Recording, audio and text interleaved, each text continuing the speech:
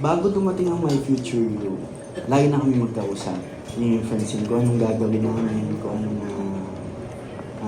anong susunod na proyektong gagawin namin. Tapos maraming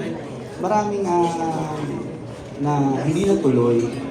Maraming hindi natuloy. Naiintindihan naman namin yun. Pero it doesn't mean na hindi kami, mawala kami ng pag-asa ng Francine. Talaga naghintay kami hanggang dumating ang My Future You. Tapos, nung habang sinushoot na namin to, sinabi talaga namin na dito tayo makikita ng tao.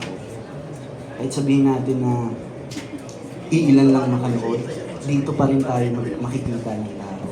Sabi namin magiging portfolio namin to para sa karera namin.